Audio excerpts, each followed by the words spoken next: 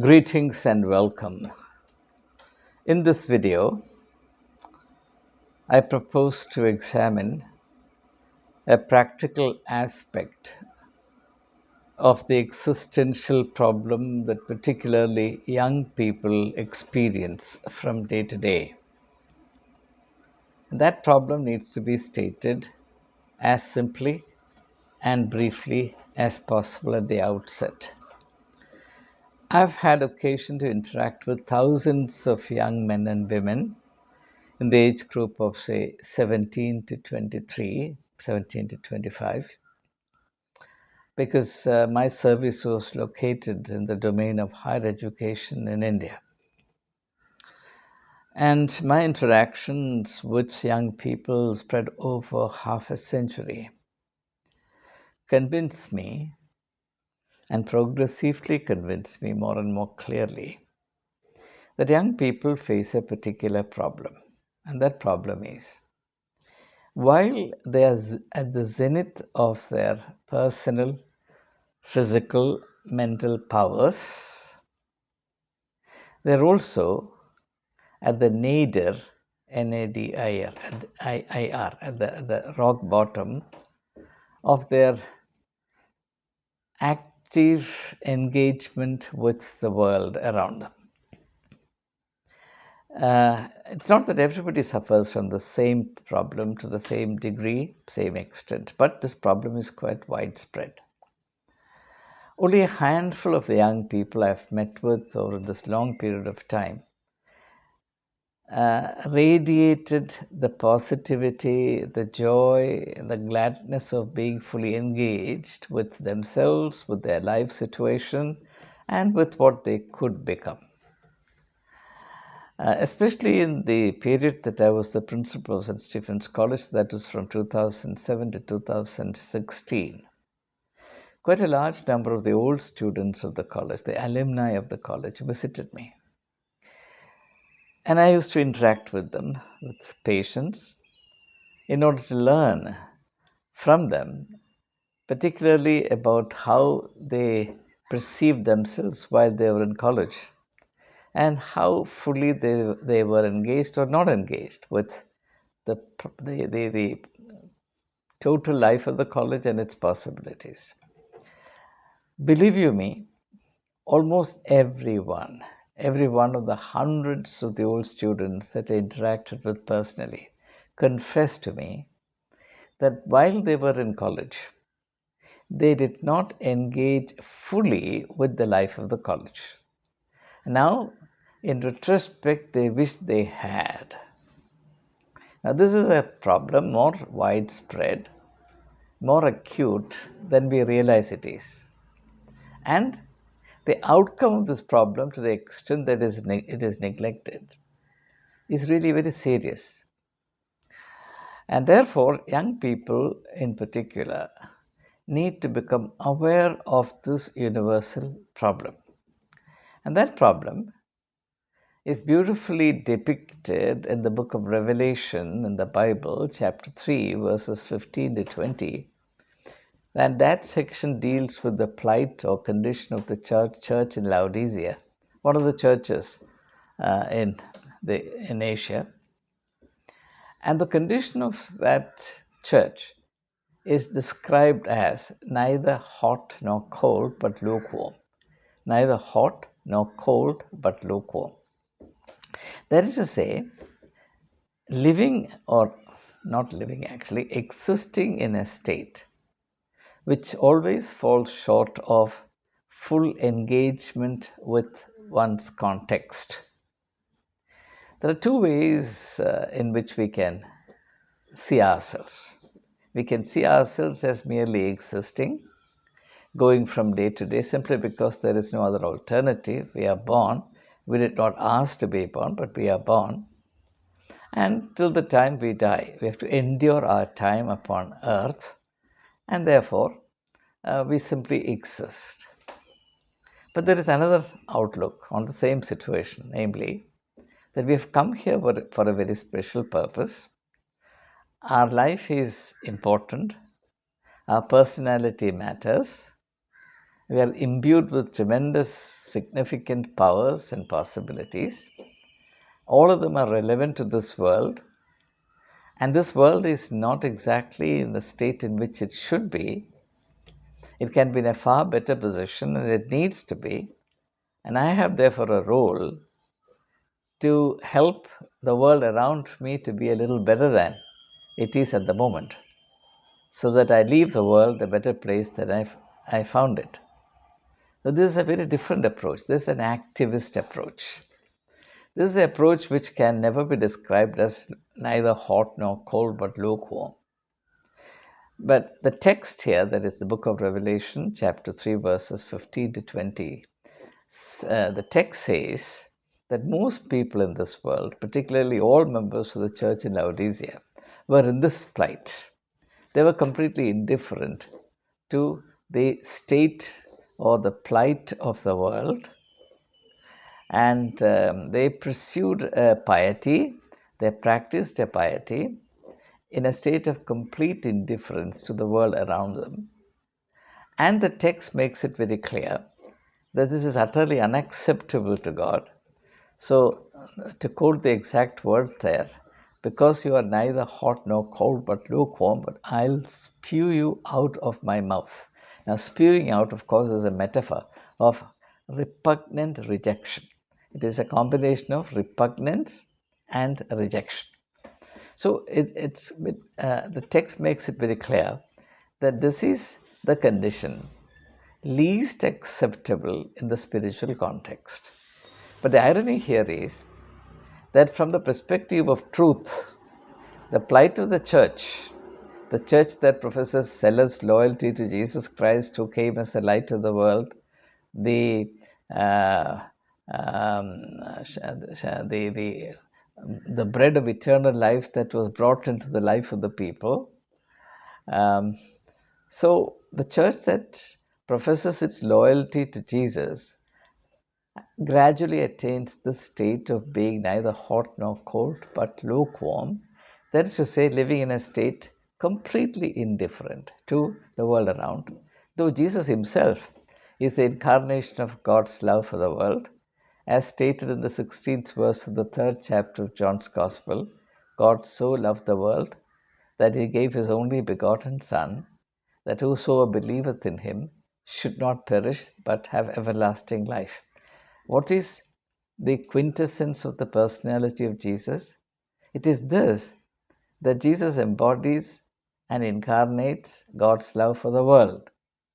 But the church, which is organized with Jesus as its foundation, gradually slips into a state of complete indifference to the world, and therefore becomes a contradiction to the very person and personality of Jesus. And therefore, it is not at all surprising that Jesus is not admitted into the life of the church at Laodicea. Hence the 20th verse, where Jesus says, "Behold, I stand and knock at the door. If anyone would hear my voice and open the door, I'll come into him and have supper with him." In other words, Jesus is not acceptable to the church because church has become a contradiction of the person and personality of Jesus, a contradiction of the very vision with which Jesus undertook and completed his mission upon this earth.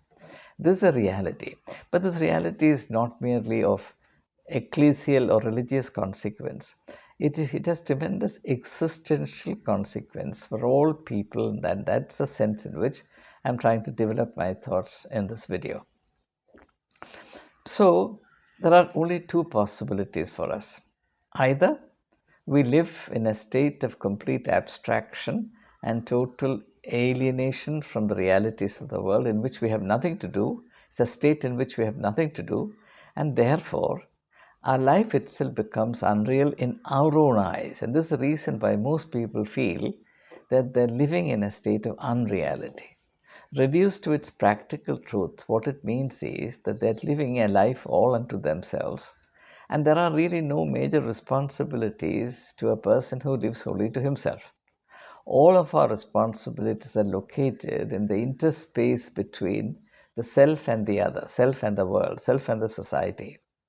So if you live a life that excludes everybody else, and if you live only to themselves, then your life becomes empty of substance. There is nothing to do, and therefore there is nothing to connect to. Therefore, you think that you are living in a world of unrealities. And it is very unbearable to have to live year after year in a world of unrealities. And therefore, young people decline into cynicism and despair, and some of them even take their life, which is very unfortunate. So, the question here is, what happens when we live and languish in this kind of state? Now, the simple principle is that the reality and birth of anything becomes intelligible to us or intelligible to me only when I actively engage with it. Now, for example, suppose I have a pen,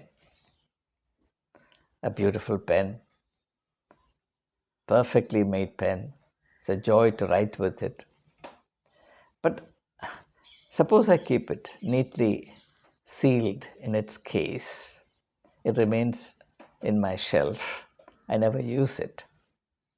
Then what is its real worth for me? Over a period of time, it becomes junk.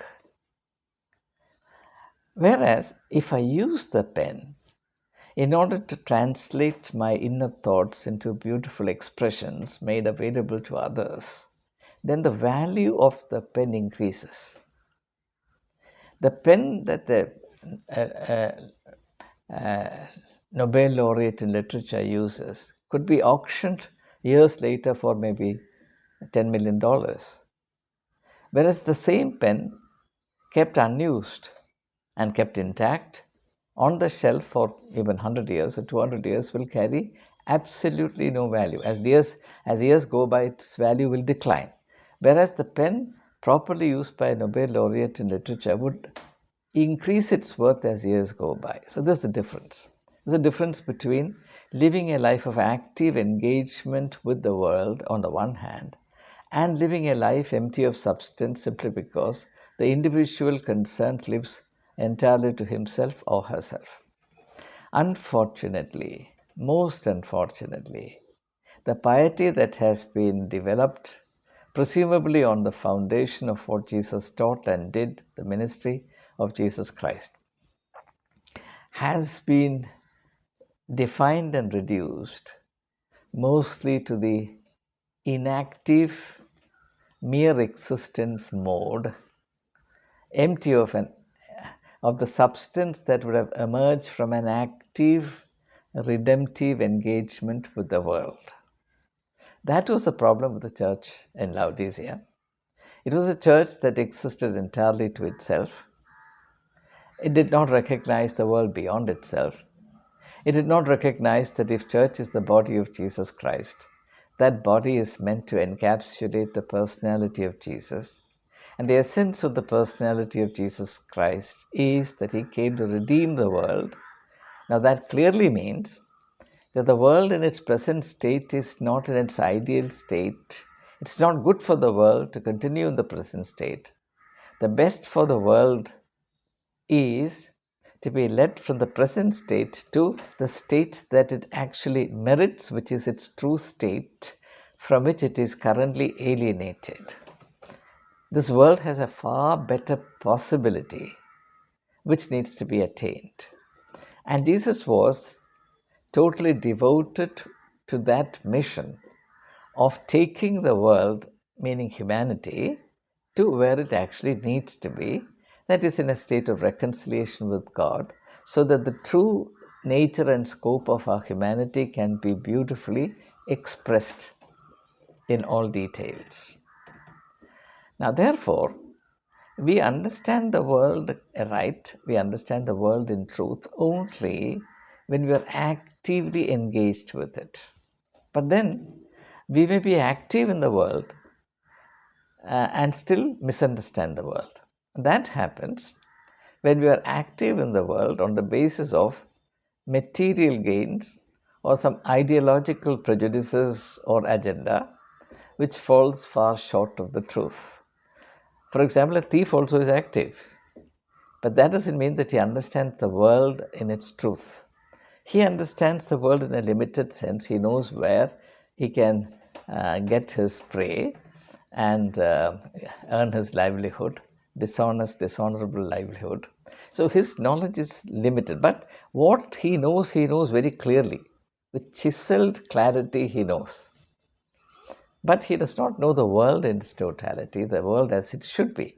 He knows the world as it is, and that too only a small fragment of it, that which concerns him, where his gain or his profit lies. He knows nothing else. The same with the priest. The priest also knows, also the believers who relate to God only for what they can get out of God. They know God only in terms of one aspect of God, namely that God is the provider of all that is good and beautiful. But they do not know the God who mandates that every believer becomes a blessing on the land. If you would remember that beautiful passage in the very first book of the Bible, the book of Genesis, chapter 12, the passage in which Abram is called out of his land, Ur in Chaldea, and sent to the land he had never seen before, which is Canaan. There, Abraham is given a promise that if he would stay faithful to God's plans and purposes, he and his generations will be a blessing on the land. Now, that is a tremendous vision. Every believer is meant to be a blessing on the land. Every church is mandated to be a blessing on the land. The church universal is meant to be the light of the world. Every believer is meant to be a light of the world, the salt of the earth, so on and so forth. In other words, Jesus makes it absolutely clear that we cannot live to ourselves and that we have to be in a relationship of active engagement from a higher perspective in which the self is denied and godly intentions are affirmed, pursued vigorously and fulfilled, which fills our life with a scope, a substance, an essence, which is far too beautiful, far too noble, far too exciting for words. So, when we are not engaged with the world in this manner, the way Jesus was engaged with the world, the expression the world actually means the people, life of the people, not the soil, not the trees, not the buildings, etc. All of them matter. But for our purpose, for spiritual discussions, when we use the world actually means mankind, the human predicament, human destiny, etc. Now, when the world is engaged with as Jesus did, two things happen. One, we understand the world much better. In fact, spirituality entails the duty to understand the world in spirit and truth. So, in the 10th chapter of Matthew's Gospel, as Jesus sends his disciples out on their missions, he tells them, "Behold, I sent you like sheep among wolves. Therefore, be as innocent as the dove and as subtle as the serpent." What he's saying is, a proper, truthful, accurate, sufficient understanding of the world in its present realities is vital to a spiritual engagement with it. Whereas the mere carrying out of religious rites, duties, practices, customs, etc., presupposes no such need or duty. Escapism is the most significant aspect of the kind of piety that is in vogue in our midst. So, the first aspect of Jesus' spiritual mission and spiritual personality is that he has a very profound, deep, truthful, spiritual understanding of the world and its realities. And all that is beautifully reflected in his teachings, and particularly the parables that he just coined just on the spur of the moment. And those who are familiar with this creative process would immediately admit what a profound thing it is. This is the true test of a person's greatness and creativity, or the greatness of a person's creativity, to be able to conjure up immortal stories to teach moral and spiritual principles on the spur of the moment. So that's a profound thing in itself. Now, that arises out of a of a sanctified and inspired understanding of the realities of the world. So, to the extent that you understand the realities of the world, you begin to take it seriously. And not only that, when you understand the realities of the world and you take it seriously, a very clear program of action presents itself to you. And the blessedness in that is that it gives to your personality a very clear sense of direction and purpose. The alternative to which is drifting from day to day, which empties our life of all substance and possibilities. As Arnold Toynbee, as an instance I've quoted in a previous video also, one of the greatest historians Great Britain has ever produced, after writing his magnum opus, A Study of History, which investigates the rise and fall of the major civilizations the world has ever seen, a work that took him 25 years of tremendous labor. Looking back upon this period of very rewarding, inspiring work, he said that he felt grateful for having had a clear and stable sense of purpose. So, the importance of this, particularly for young people, cannot be exaggerated. So, when we engage with the world from this activist perspective, which is absolutely essential if we have a spiritual outlook, and the purpose, the scope of that activism is, as I've already stated, to see the world as clearly and comprehensively as possible as it is today, in order to take it to where it needs to be and where it can be. Out of this awareness, a very clear program of action called mission is born. And to the extent that we participate in it and progress or make progress in it, our life begins to be more and more energetic, more and more powerful. Our personality becomes more and more charismatic. And the extent and degree of impact we have on the world around us increases. For example, if you look at the personality of Gandhi, what was the secret of the magnetic power of his personality? It was that he understood the predicament of India at a particular point in its history, then realized that that's not what it should be, and also realized that it could be much better, and it had to be much better, and he took it upon himself to bridge the gulf between what is and what ought to be, and launched into that tremendous mission, which impacted the life of millions of people. At that time, about 300 million people or 30 crore people. Today, India's population is 140 crores. So, changing the destiny of 300 million people, which is approximately the present population of the United States of America, from slavery to freedom, is not a small thing.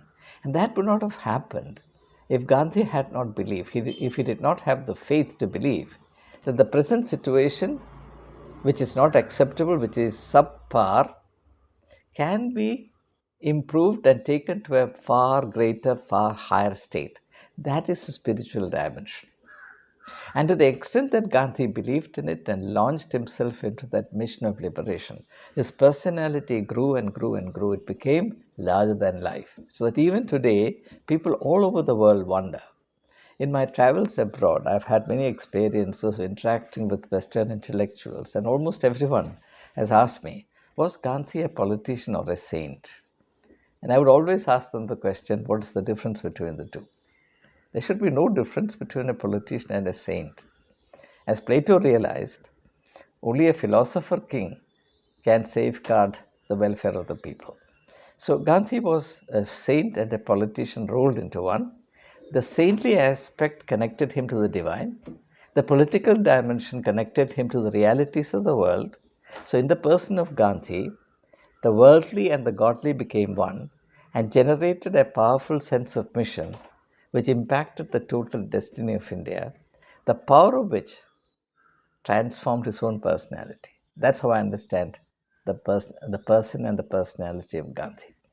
So the same is envisaged for every believer. The proof that we are believers is this, that we imbibe from Jesus Christ the spiritual activism that is incarnated in him, which actually believes that the world in its present state is not what it merits and that it has a far greater potentiality and possibility, And God's will is not that the world should languish in its present state of imperfection and misery, that it can be taken to us an ideal state which is envisaged as the kingdom of God, and the gulf between the two can be bridged by believers, and in fact, it's their duty to do so.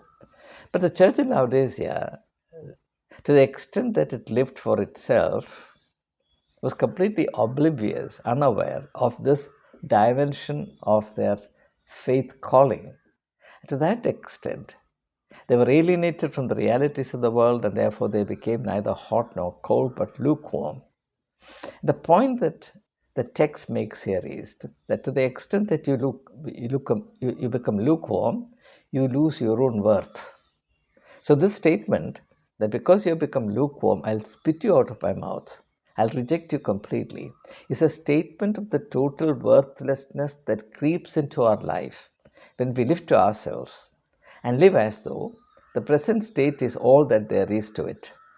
Now, let me also conclude by alerting us to the problem here. When we come to believe willy-nilly that the present state is all that is possible, then we slip into this delusion which is far from the truth. We slip into this delusion that the only sensible thing to do is to relate to the world in a parasitical manner, which is then presumed to be a very clever thing to do. So who are the clever people of the world? Those who develop the skill to relate to the world in its present unfortunate degraded state and build a relationship with it that's purely parasitical, the total scope of which is related to getting out of this imperfect system the maximum benefit for oneself, completely unmindful of what happens to the rest of the world. I must thrive even if the world goes to the dogs. This attitude is the opposite of the spiritual attitude. It is this attitude that Jesus identifies as a satanic attitude.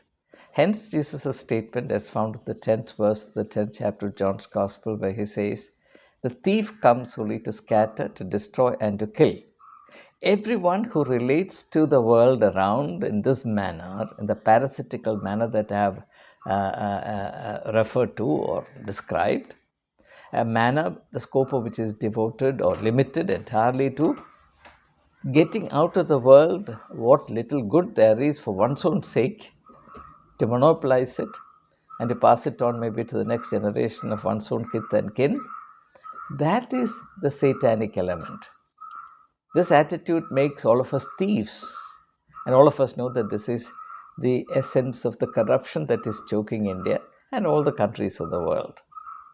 So, there are two clear paths, two clear options, two clear possibilities before us. Either we go the Laodicean model way of living in this manner, neither hot nor cold but lukewarm, a life in which we live entirely to ourselves and therefore we merely exist from day to day, hand to mouth existence. Our life becomes empty of all substance and we lose a sense of self-worth in the process. Or we come on to the spiritual mode in which we are in a state of active engagement with the world with a very clear vision. And what is this vision? The vision is that we understand that the present state of the world is not good for the world itself. It is not what is right. It is not what the world deserves. Therefore, for its own sake, the world needs to be taken to a far better state, an ideal state. And that state is envisaged as the kingdom of God. And it is possible to bridge the gulf between the two. And I am placed upon this earth to play a role in this process of constituting that bridge which connects what the world is and what the world ought to be. And in that connectivity, many responsibilities are included and implied. And the meaningfulness and the sense of fulfillment in my life depends entirely on the extent to which and the perfection with which I carry out the duties and the tasks comprehended in my constituting a small part of this bridge that connects the real with the ideal, the world as it is and the world as it needs to be, that life becomes a blessed life. That's the spiritual life. And only in that way of life, only in that blessed state of life, do I realize my own worth. Therefore, ultimately, it's for my own sake also that I need to move from this parasitical, mere existence state in which most people find themselves to become or to enter into this active, spiritual activist state in which we live not for our own sake, but for the sake of realizing the plans and purposes of God concerning the world that God created and found good, good, good, very good, 4 times in the first chapter of the book of Genesis, whereas the world today is a far cry from that. So, when we constitute a link in that wonderful, blessed chain of the effort to take the world from its present state of degradation to its redeemed state of reconciliation with the ideal, then our own personality is affirmed and we have or we acquire or we are blessed with a sense of fulfillment in our life, the joy of which is incomparable. Nothing in the world can compare with it. So that's the message comprehended in the message that's given to the church in Laodicea, one of the 7 churches in Asia, mentioned in the second and third chapters of the book of Revelation. Thank you and have a very blessed day ahead.